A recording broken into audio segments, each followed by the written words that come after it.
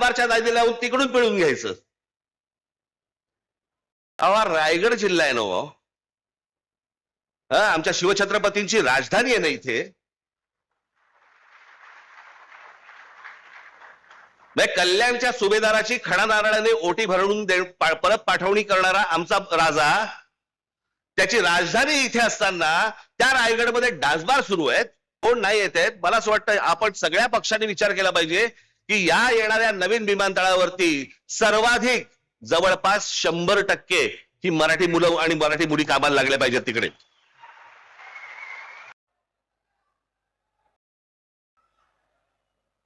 सन्माननीय व्यासपीठ आणि माझ्या जमलेल्या सर्व मराठी बांधवांनो, भगिनींनो आणि मातांनो,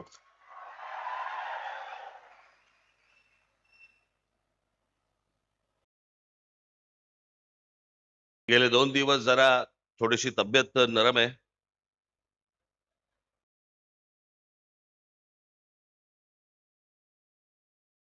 आज जो आता इथे आलोय, मला सकाळी माझ्यात ताकद नव्हती. मी फक्त जयंतरावांच्या प्रेमाखातर, तुमच्या प्रेमाखातर म्हणून मी आज इथे आलो. फार काही लंब भाषण करणार नाही, परंतु जरा पावसाळा कमी झाला की पनवेलमध्ये मी सभा नक्की देईन, निश्चित देईन.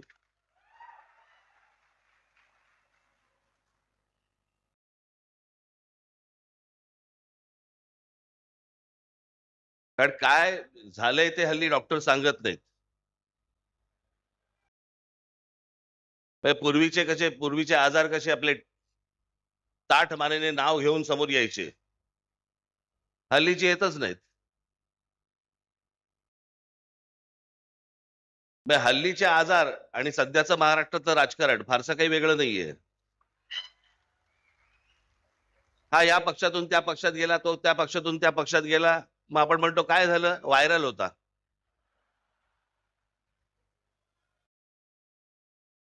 हे सगळे महाराष्ट्रात व्हायरल खूप फिरतायत.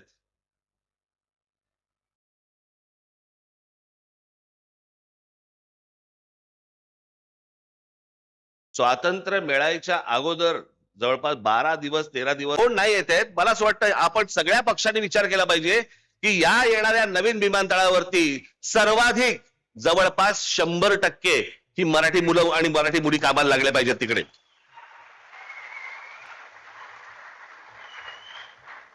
बाहेरून कोणीतरी उद्योगपती येणार, तुमच्याकडच्या जमिनी घेणार, तुमच्याकडचे धंदे घेणार आणि वाटेल तो थैमान घालणार.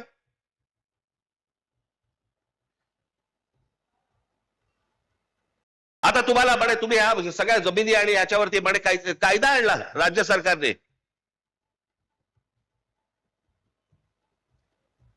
तुम्ही कोण आहात तर अर्बन नक्षल आहात, शहरामध्ये राहणारे नक्षल. तुम्ही जर विरोध केला, कुठच्या प्रकल्पाला विरोध केला तर सरकार तुम्हाला अटक करू शकतं, एकदा करूच देत.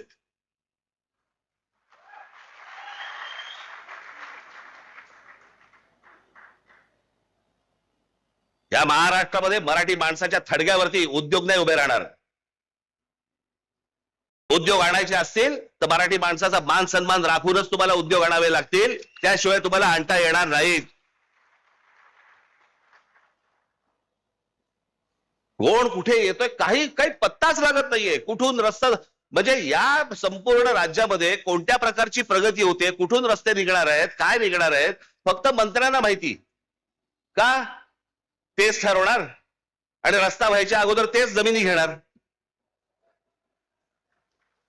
आणि मग या सगळ्या उद्योगपतींशी व्यवहार करणार आणि मग सगळे गब्बर होणार आणि मग निवडणुकीच्या तोंडावरती विषय गेला बाजूला, विचार गेला बाजूला, फक्त तोंडावर तुमच्या पैसे फेकून मारणार आणि तुमच्याकडनं मतं घेणार. एवढा एकमेव उद्योग महाराष्ट्रात सुरू आहे. कोणी त्याच्या खोलात जाऊन बघायला तयार नाही, कोणी त्याच्या खोलात जाऊन विचार करायला तयार नाही की ह्याच्या पुढे काय होणार आपलं. थोडक्यात जमिनी विकायच्या, तुमच्याकडे काहीतरी चिटूर पिटूर काहीतरी येणार आणि मग ते पैसे आले की मग ते पण काढायला मोकळेच आहेत. सर्वाधिक डान्स बार हे रायगड जिल्ह्यामध्ये बंद झाले होते ना हो. मग अनधिकृतरित्या एवढे डान्स बार हे सगळे रायगड जिल्ह्यामध्ये, तेही कोणाचे? तेही मराठी लोकांचे. म्हणजे इथून पिळला गेलात,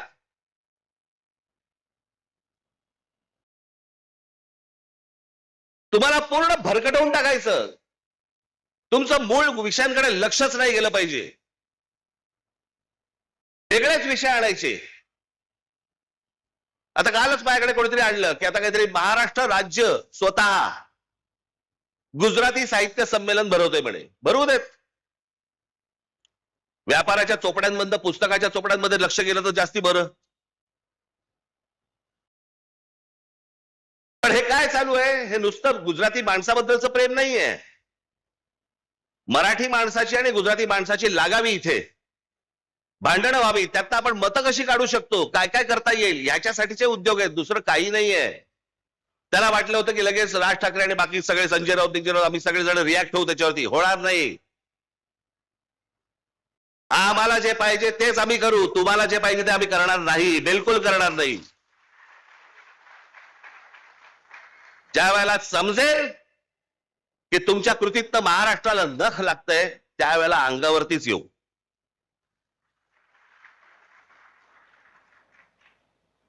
आज जो तुमच्याकडे समोर आलोय तो फक्त एवढ्यासाठीच आलोय, कान बंद ठेवू नका, डोळे बंद ठेवू नका. आपल्या आजूबाजूला काय नक्की चालू आहे याच्यावर तुमचं बारीक लक्ष असलं पाहिजे. खास करून माझ्या तरुणींना आणि तरुणांना मी सांगेन की काय चालू आहे रायगड जिल्ह्यामध्ये, याच्यावर लक्ष ठेवा. तुम्ही विकले जातात, तुमच्या पायाखालची जमीन निसटते, उद्या तुमची भाषा पण निघून जाणार इकडनं. आणि मग नंतर कालांतराने, मी नेहमीच सांगत होतो, कालांतराने पश्चातापाचा हात फक्त कपाळावरती मारत बसावा लागेल तुम्हाला. दुसरं तुमच्या हातामध्ये काही राहणार नाही. पैसे कमवले पाहिजे, पैसे प्रत्येकाने कमवले पाहिजेत. तुमच्या प्रत्येकाकडे पैसे आले पाहिजेत. तुमची कुटुंब उभी राहिली पाहिजेत. सगळ्या गोष्टी उभ्या राहिल्या आहेत. महाराष्ट्र विकून नाही.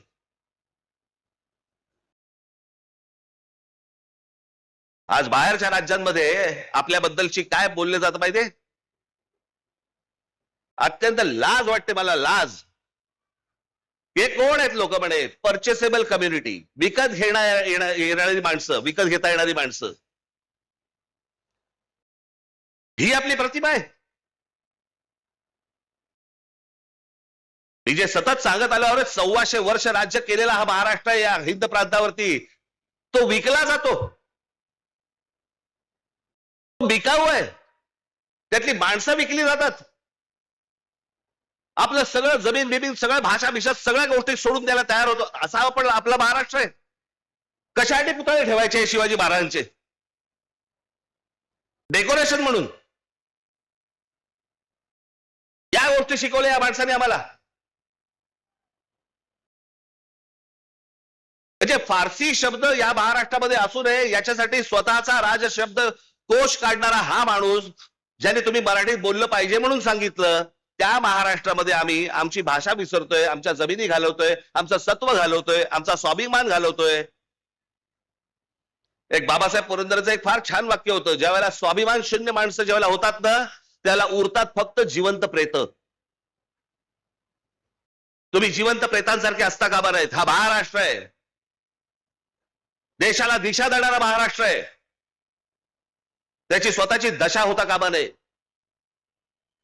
तुम्ही जिवंत असलं पाहिजेत,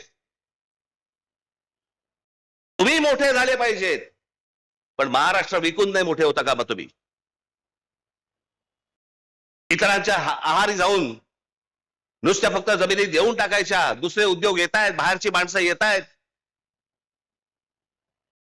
इथे महाराष्ट्रावरती तुम्ही बोलत असता की बिहारांच्या विरोधात आणि उत्तर प्रदेशांच्या विरोधात. अहो, गुजरातमध्ये आता दोनदा झालं, दोनदा. मी त्याशी म्हटलं ना, दोनदा बिहारांना हाकलून दिले. पहिल्या वेळेला 20,000 लोकांना हाकलून दिले.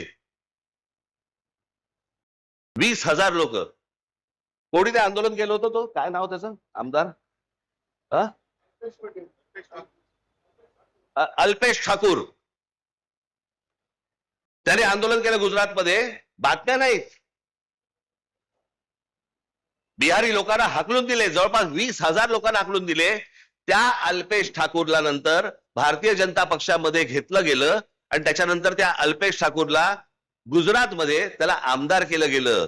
म्हणजे 20,000 बिहारांना हाकलून देणाऱ्या माणसाला गुजरातमध्ये जर समजा सत्कार होतो, जेव्हा राज ठाकरे बोलतो तो संकुचित देशद्रोही कसा असतो? आत्ता पण परत बिहारांना हाकलून दिले. म्हणजे आपापली राज्य कशी व्यवस्थित ठेवतात बघा, आणि आमच्या राज्यामध्येच फक्त हे गोंधळ घालायला येत आहेत की तुम्ही हिंदी शिकली पाहिजे, बाहेरच्या राज्यातल्या लोकांना घेतलं पाहिजे. या सगळ्या गोष्टी आता सुरू आहेत. माझी तुम्हाला सगळ्यांना विनंती आहे, मी ज्याला इथे सभा घेईन त्याला मी बाकीच्या इतर सगळ्या गोष्टी बोलीनच, परंतु आजच्या या जयंतरावांच्या आमंत्रणाच्या निमित्ताने, तुमच्या पक्षाच्या वर्धापन दिनाच्या निमित्ताने मला तुमच्या समोर येता आलं. 2 शब्द तुमच्या समोर मला बोलता आले. माझी तुम्हाला सगळ्यांना विनंती, हात जोडून विनंती आहे की जागे राहा, कान उघडे ठेवा, डोळे उघडे ठेवा, सतर्क राहा. आपला महाराष्ट्र विकला जाऊ देऊ नका, एवढीच फक्त विनंती करतो आणि आपल्या सर्वांची मी रजा घेतो. धन्यवाद. जय हिंद, जय महाराष्ट्र.